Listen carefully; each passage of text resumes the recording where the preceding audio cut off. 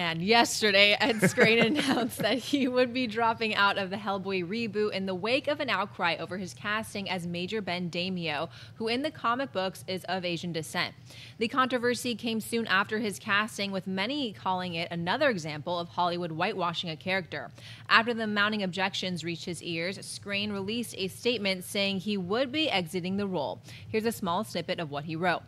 It is clear that representing this character in a culturally accurate way holds significance for people, and that to neglect this responsibility would continue a worrying tendency to obscure ethnic minority stories and voice in the arts. I feel it is important to honor and respect that. Therefore, I have decided to step down so the role can be cast appropriately.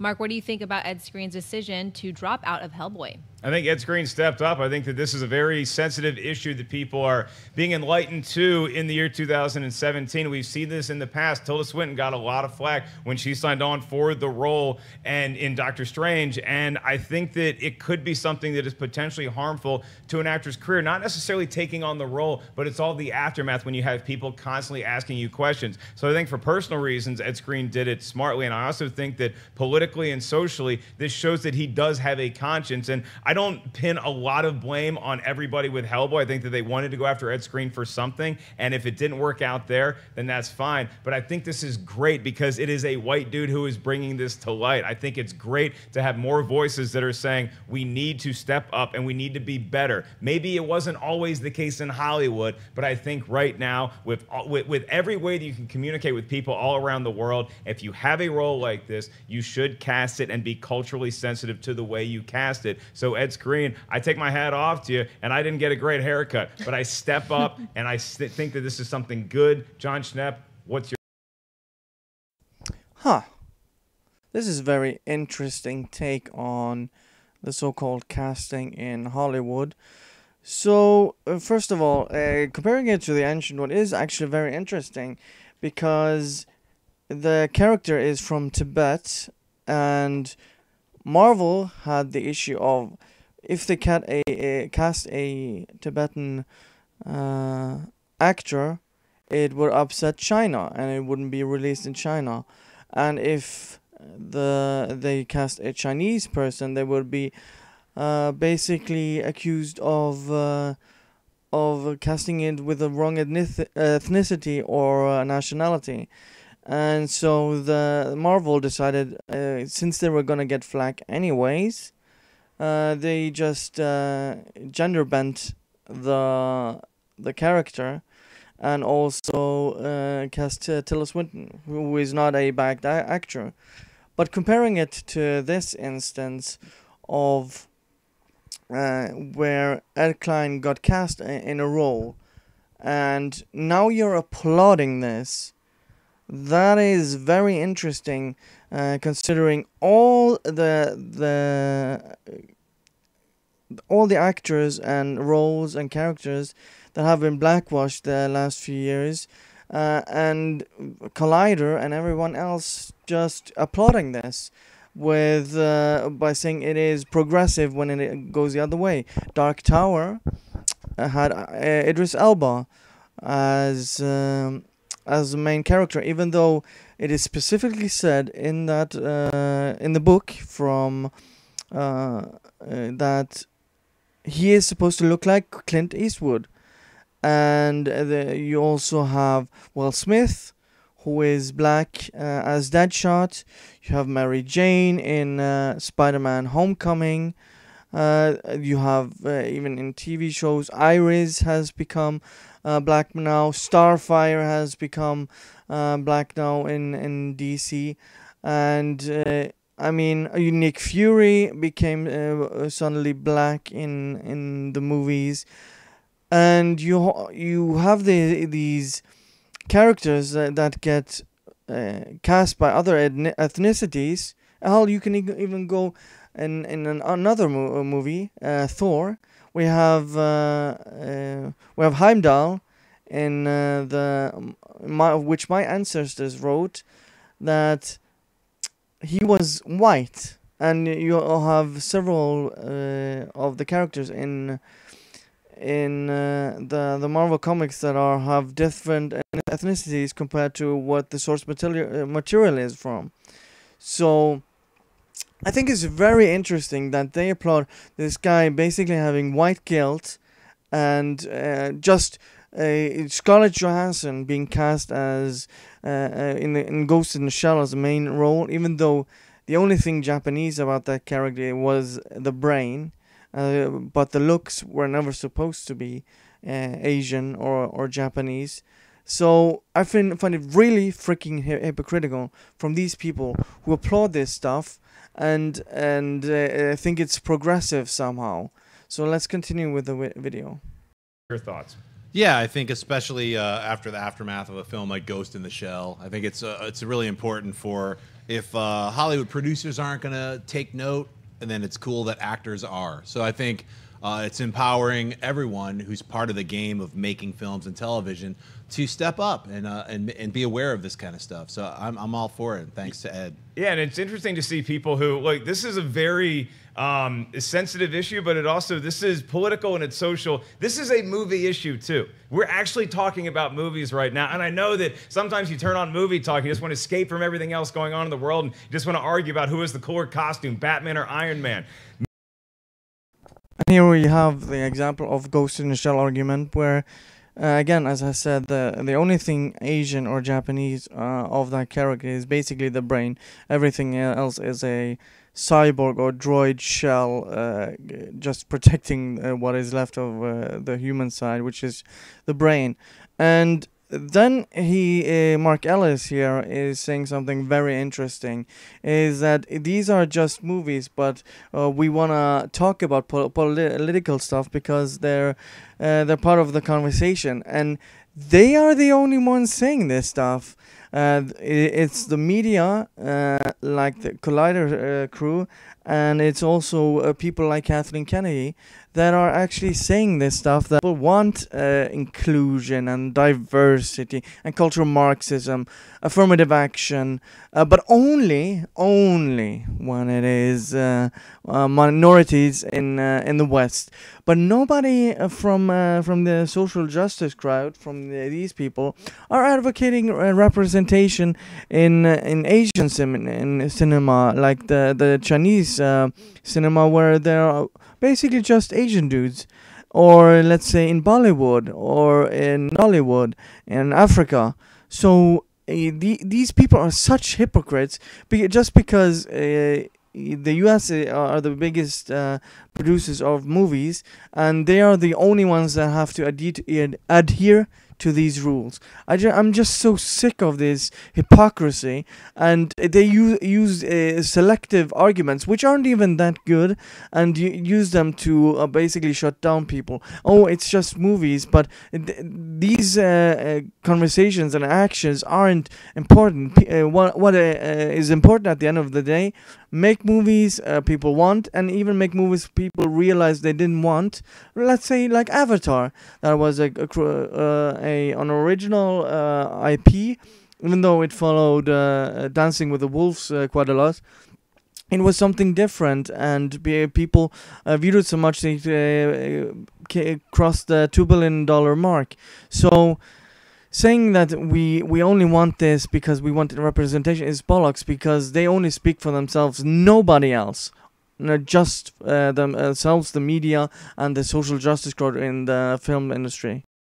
Movies are very political. Art is very political. And so with a story like this, I can't think of a more appropriate time to talk about it, Clark. And Ed Skrein, he made a very bold choice. Do you think it was the right one? I do. And look, representation matters, and I get a lot of flack online for talking about women or talking about, diversity, or a lot of us do on this panel. And the thing that I think is important is that it's not a bad thing to talk about these things. That is complete bullshit. There are many movies that are not political at all. Would you say the Disney movies, let's say cartoons, are political? They aren't really political. There are so many movies that are not political, quite the opposite. They are pretty much universal and don't have any social commentary. Even Star Wars didn't have much of politics. They talked about politics, but they didn't have much that were included in the movies. The prequels were mostly most of what the political agenda was concerned, where George Lucas kind of alluded to that the rise of Palpatine was something of a metaphor for George Bush, but they never or he never used identity politics or politics in general. He used it as a universal theme of how people come to power. It is a universal theme, not politics. And saying it's a good thing to talk about the diversity, yeah, but it's not where the issue is just about talking. It's about pandering and putting basically shoving it down our throats every single goddamn time you have the opportunity to. And Collider, who is probably one of the biggest ones in the world and on the internet with talking about movies, you guys, they just shove this shit down our throats, and we just have to accept it. And if we don't like it, we're suddenly racist, we're bigots, we're sexist, we're transphobic, we're xenophobic, all the stupid stuff they can call us. This is what is so frustrating. People just want good movies, and if people want to talk politics, they do it outside of the movies, not when they're watching movies. Unless they're watching a historical drama or something political, or watching a documentary of something that involves politics, people don't want to see that shit. So that argument for that people want to talk about this is bullshit when it comes to movies. They released a joint statement. The producers, Larry Gordon, along with Millennium and Lionsgate, released a statement that said that Ed came to us and felt very strongly about this. We fully support his unselfish decision. It was not our intent to be insensitive to issues of authenticity and ethnicity, and we will look to recast the part with an actor more consistent with the character in the source material. So, Perry, I don't always think that you have to stick exactly to source material when you're casting a role, but I think here it's a pretty obvious no-brainer that you can be socially conscious as well as make a great movie. No. Here they basically just spell it out. So it's only a good thing when it's minorities, and when it's a white guy being cast in a different role. Oh, that's haram. That's just bad. The double standard. They basically just spell it out right here, and this is everywhere. And they don't even realize that they are being complete and utter hypocrites. Oh, absolutely. And I think in some cases you should cast to the source material, especially when it comes to ethnicity, because I have not read the Hellboy comics. I imagine that character has something in him that would call for that ethnicity. So I would think they would have to for that reason. I'm thinking back to the Hunger Games when everyone was crying over Katniss's backpack not being the right shade of orange. That's a ridiculous adaptation element to complain about. But I saw some people online saying, oh, Ed Skrein should have known about the ethnicity of the role before he even signed on to begin with. I'm kind of glad he didn't, and he found out after the fact, because by going about it this way and by pulling out of the movie so publicly and releasing this statement, I think he just boxed the producers in. He is forcing them to cast it like it is in the source material, and this is really the only way we're going to see a difference, because if you have people that say to themselves, this makes me a little uncomfortable, but I'm going to suck it up, do the best job I can do, and deal with it however is the most appropriate way to deal with that kind of backlash, we're not going to make any progress. By him coming out, saying what he did, and putting the producers in this kind of situation, that's going to help start to fix this. Just keep this in mind and just what she said. I'm going to present you to a recent video which I saw her talking about Charlie and the Chocolate Factory and a prequel movie, and Donald Glover being one of 3 people from Ryan Gosling and Ezra Miller as well, being on a short list for playing a prequel of the Charlie and the Chocolate Factory movie. So just keep this in mind when watching this clip. Donald Glover Man, he would be interesting, I think. He would be. Like- I'm torn, I think, between, if I had my pick, between Ezra Miller and Donald Glover. I do love Ryan Gosling, and I'm sure he would do a great job in the role, but I think it's because, and yeah, you make a good point with the 4 quadrant stuff, but I think because I've watched him in the industry for so many years now, 2 slightly fresher names have me a little more excited. Right, it depends how young they want to go. Gosling's Yeah. obviously a little bit older than these guys. For what it's worth, I'm told that Donald Glover is actively chasing this role. Like, this is something he really thinks that he could put his imprimatur That right there on. might tip the scale for me. It could. Like, who knows how interested Ezra Miller is compared to Donald Glover, but if he's actively chasing it, that excites me. Oddly enough, Ezra Miller. And here suddenly, ethnicity doesn't really matter when casting some character who is white and male. Ha! Interesting. Ha! I mean, look, I'm a white dude. I grew up in the South. I don't know everything about being socially and politically correct, and I think that sometimes people go way too far with it. But I think that sometimes you just have to get off whatever pedestal you're on and just take a breath and listen to other voices and listen to other people talking about it and try not to get upset. Just try to accept the message and incorporate it in your own life and say, yeah, this does make sense. This doesn't make sense. I've had people in my life that have enlightened me to other ways, other cultures, and it's kind of refreshing to have that perspective. So you can have whatever perception of your story that could be true. Just listen to other people's point of view, and I think that we all might be a little bit more enlightened. I know I just told that to the internet, so we'll see how that goes. Let's move on to our next story. You know, ironically, I like Mark Ellis. I think he's actually a decent dude, and well, what he says most of the time, I also think he's funny. But this white guilt shit is really irritating me. Oh, I'm just a white dude, and what do I know? John Campea has said the exact same thing in his video regarding Black Panther, and we should just listen and basically learn other people's perspective. No.